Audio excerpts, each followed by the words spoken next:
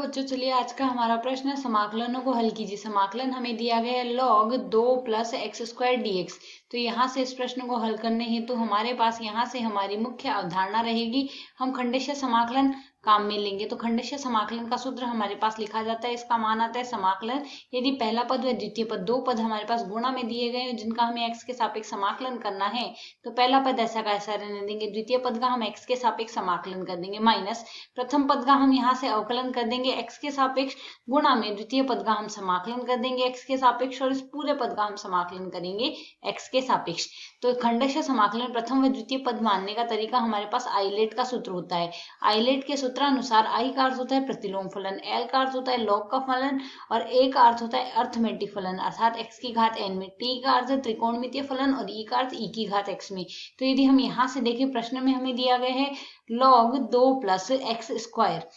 तो यदि हम इसके गुणा में 1 मान ले साथ ही dx मान ले तो हमें प्रथम व द्वितीय पद मानना है। जैसा कि हम यहाँ से देख सकते हैं log का पद प्रथम पद आएगा, तो यह तो हमारे पास प्रथम पद आ गया और इसके अगला पद अर्थात नियत जो 1 है वह आएगा द्वितीय पद। अब हमने यहाँ से खंडेश समाकलन का सूत्र लगाना है। सूत्र हमें कहता है यहाँ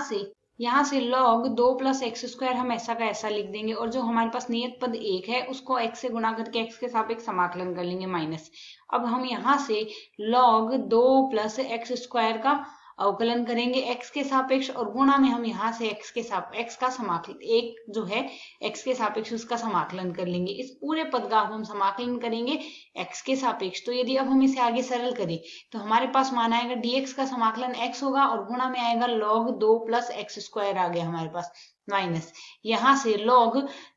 x का अवकलन 1/x होगा तो इसका अवकलन आ जाएगा 1/2 प्लस एक्स स्क्वायर आ गया और एक्स स्क्वायर का अवकलन 2x होगा तो 2x साथ में लगा देते हैं। साथ ही x का समाकलन dx का समाकलन x होगा और इस पूरे पद का हमने समाकलन करना है x के सापेक्ष। तो यदि अब हम इस पद को यहाँ से सरल करें तो हमें यहाँ से इसका समाकलन करना है, तो यहाँ से केवल हम इसी पद को देख लें, चूंकि यहाँ से हमने एक्स स्क्वायर बट्टे 2 प्लस एक्स स्क्वायर का समाकलन करना है। तो यहाँ से इस पद को यदि हम 2 जोड़ दें व 2 घटा दें तो मान अपरिवर्तित रहेगा, इसका हमने x के सापेक्ष समाकलन करना है। इसे यदि हम सरल करेंगे तो अलग अलग भाग दे दें, पहले तो हम एक्स स्क्वायर प्लस 2 में एक्स स्क्वायर प्लस 2 का भाग देंगे तो यह मान तो हमारे पास 1 के बराबर आएगा, माइनस में आएगा 2 बट्टे एक्स स्क्वायर प्लस 2 आ गया। इस पूरे पद का हम x के सापेक्ष समाकलन करेंगे। तो यहाँ से तो हम सूत्र काम में लेंगे, यदि हमें dx बट्टे एक्स स्क्वायर प्लस ए स्क्वायर का समाकलन करना हो तो यह मान आएगा 1/a tan इनवर्स x बट्टे